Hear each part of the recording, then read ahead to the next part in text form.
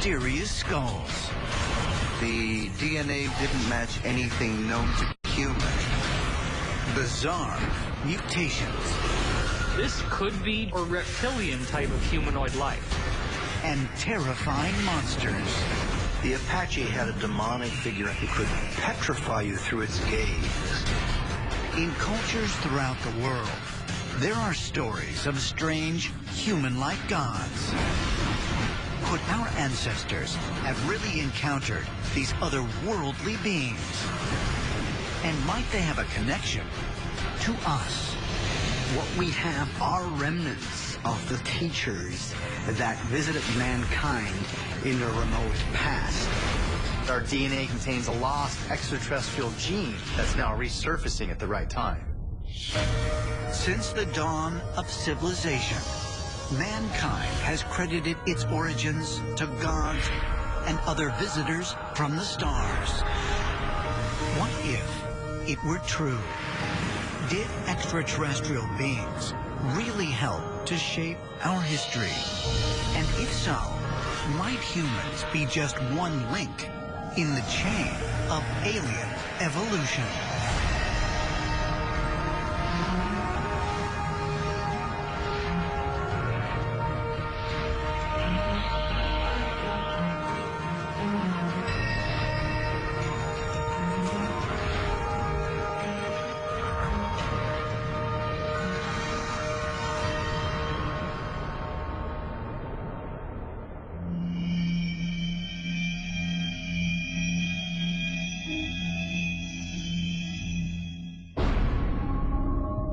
Paracas skull, number 44. Discovered in 2012, it has a weight of 2.8 pounds, 25% heavier than the average adult male skull.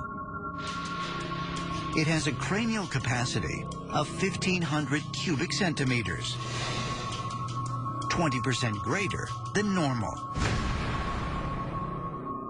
And it is missing a sagittal suture, the connective tissue joint found between the parietal bones in all human skulls.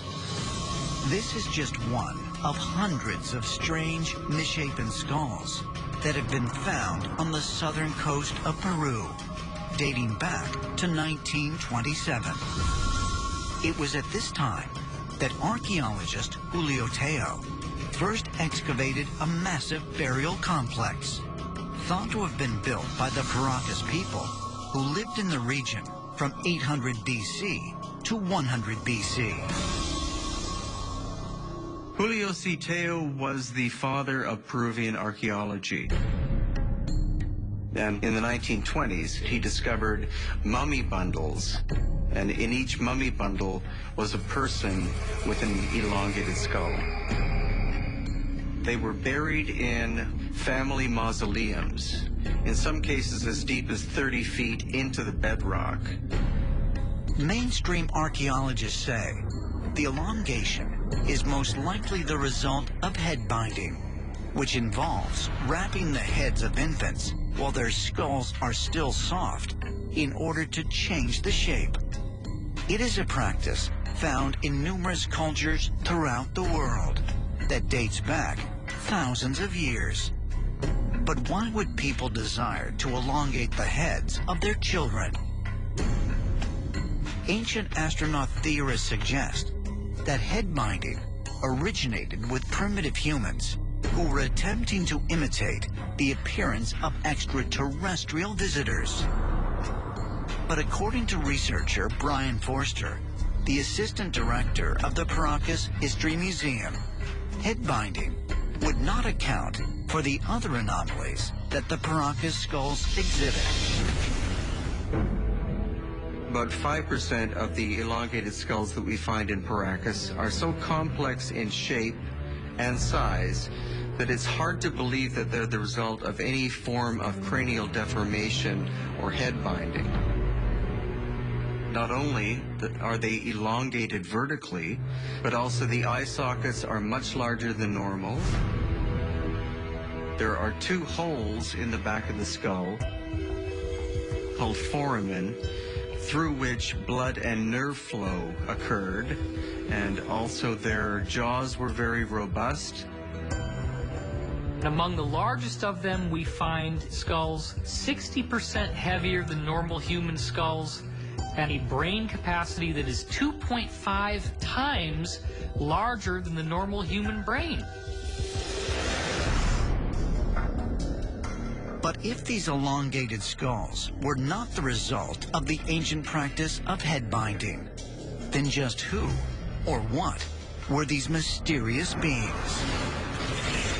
In 2014, DNA testing was performed on Paracas skull number 44, which rendered surprising results. Some initial DNA testing has been done, and the results, according to the geneticist, are quite startling. There were certain segments of the DNA that didn't match anything known to be human. What it suggests to me is that Paracas could very well have been an ancient bloodline related to Homo sapiens, but not specifically Homo sapiens itself. When you look at this kind of archaeological evidence, you're seeing concrete, tangible, DNA testable proof that extraterrestrials walked on Earth right among us. Personally, I think it is quite possible that what we have there are remnants of the so-called teachers that visited mankind in the remote past. Could it be that this skull and other similar skulls found in southern Peru are something other than human? While mainstream scholars continue to dismiss this possibility, there is now evidence that at one time the Earth was inhabited by other species that possessed intelligence equal to or even greater than humans. Gibraltar, September 1st, 2014. Inside Gorham's Cave on the edge of the Mediterranean Sea, anthropologists announce a finding that fundamentally changes our understanding of early human history. A pattern of cross-hatched lines carved into the rock over 39,000 years ago is the first known example of cave art created not by our ancestors, but by another intelligent species, the Neanderthals. Previous to this, it was generally regarded that only anatomically modern humans had that capability, that cave paintings and etchings and making of figurines was really something that was restricted to modern humans. And so the Gibraltar site clearly indicates that Neanderthals had the capacity for symbolic representation. Like humans, Neanderthals are thought to have evolved from Homo erectus. But contrary to popular belief, they are not our ancestors. They were actually a separate species that lived alongside early humans. More and more evidence is coming to light to suggest that Neanderthals were at least socially intelligent, at least thinking in symbolic behavior, and therefore may have even been, as far as we know, may have been even more intelligent than us. We find lots of evidence that Neanderthals used tools, perhaps in different ways than we did. Certainly the discovery of graves where flowers are buried, they love their children just as we love ours. The technology available to them is only now being discovered. DNA studies show that Neanderthals lived among modern humans for thousands of years and interbred with them before becoming extinct. And they were not the only other intelligent human-like species in prehistoric times. In 2003, scientists identified Floresiensis, known as the Hobbit people, in Indonesia. And as recently as 2008, the species Denisovan hominin was discovered in southern Siberia. What is intriguing about this find is the DNA evidence suggests that they are genetically distinct from both Neanderthals and anatomically modern humans, suggesting perhaps that at 40,000 years ago you had as many as 3 different human forms on planet Earth. You know, there absolutely have to be still unknown human lineages out there, whether they're totally different species or varieties. I'm sure that the paleontologists of the present day and in the near future will find more of our family tree. What we're now seeing is a Lord of the Rings type situation in which there are multiple hominid populations coexisting on Earth at the same time. When we look at the Denisovans, we're seeing that they actually have traces in their DNA of a species that is completely unlike anything we've seen anywhere else on Earth. We don't know where it comes from, and we don't know who these people are. It's a complete, baffling mystery.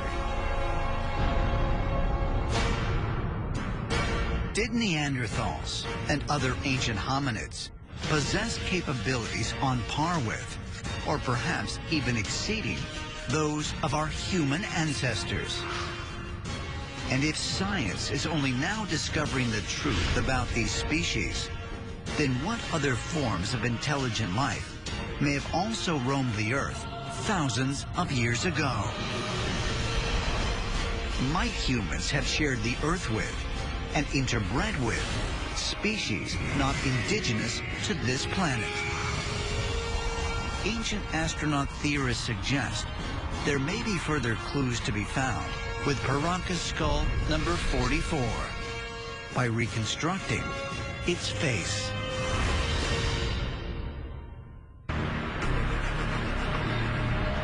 New York City, March 27th, 2015. Brian Forrester has enlisted artist Marcia Moore to help him examine Paracas skull number 44 in an entirely new way. Drawing on her experience doing facial reconstructions with 3D models, Marcia will try to bring the ancient skull back to life by scanning it onto a computer and digitally rebuilding its face. So the first thing that we're going to do, I'm going to get a visual, and now it's going to laser cut slices of this skull. And it's going to patch up this entire skull to make a 3D model. And we'll get to an accurate feel of this individual. If you'd like to take your skull away from the carousel, up here on the computer, this is how we generated the skull model with all of these little dots the laser picked up and was able to create a fairly accurate rendering of the skull. That's amazing. Analyzing the bone structure, Marcia begins to generate virtual layers of muscle and tissue to recreate the facial anatomy of the Paracas skull. You can tell by this skull, the cheeks are prominent, the chin is very prominent, the eyes, obviously the sockets are much larger, and that's always difficult. I'm adding a little bit more length to the neck. I think that probably this skull had a very strong neck, so added material there. Create the cranial formation of the skull. Based on the shape of the skull, Marcia approximates where to add additional tissue and muscle until finally a face emerges. That's remarkable. Yeah, so I'm going to show you the build-up, slowly building up the cheeks, the jawline, the eyes. This, again, is a reconstruction, but it's an interpretation of what this physical could have looked like. And here she is. Well, you have brought a 2,000-year-old skull to life. And answers some questions, but presents many more. Absolutely. Marcia's interpretation I find very intriguing because what she has been able to represent is atypical of the native people that we find in coastal Peru today. The Paracas culture disappeared 2,000 years ago.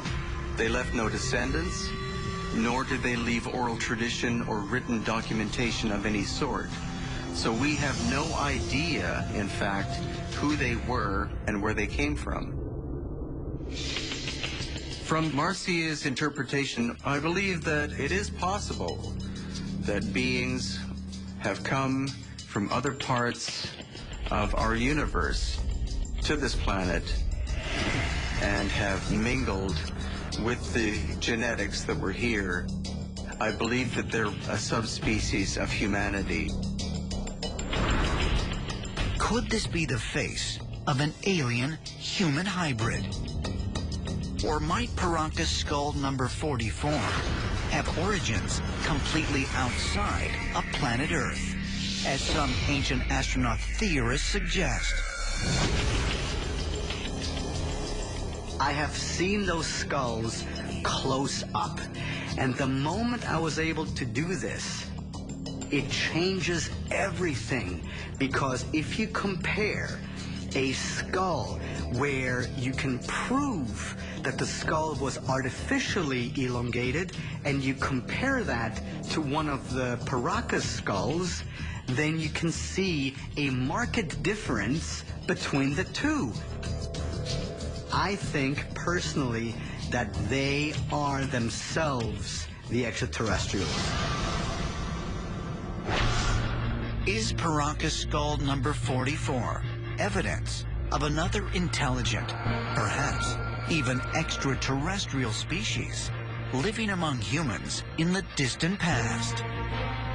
Ancient astronaut theorists suggest that the facial reconstruction does resemble an ancient ruler that they believed was from the stars, the Egyptian pharaoh, Akhenaten. He has big eyes, he has an extended head, and in some ways, he looks like one of the Adnas, like Akhenaten, or their children with large extended heads. Akhenaten ruled in the 14th century BC and was considered a heretical pharaoh for changing the polytheistic religion of ancient Egypt. He declared there was only one god, Aten, a god he depicted as a disk in the sky. Akhenaten became enthralled with the Aten disk. And the Aten disk was something that was supposedly the sun, but it was depicted in a completely different way than the Egyptians had depicted the sun before. And so it's interesting to think of the Aten disk as possibly some kind of a spaceship. And so when you see these Adnas like Akhenaten, you have to wonder if they're not some kind of extraterrestrials. They look a lot like gray aliens. Akhenaten's reign also marked a radical change in art, transitioning from idealistic portrayals of people to much more realistic renditions, a fact which has only added to the speculation about the ancient pharaoh and his family's origins. There are so many illustrations of them painted on the temple walls, as well as granite sculptures of Akhenaten, of his wife Nefertiti, of their daughter Meritaten. Even King Tut was one of the children of Akhenaten and Nefertiti. There are busts of King Tut that also show an elongated skull. We're also seeing that they have a very narrow rib cage, and the distance between their neck and their waist is longer than typical humans would have on Earth. You look at this granite bust of Meritaten, where her head extends all the way back, there's no hair. And you tell me that if a guy actually made that as a mistake,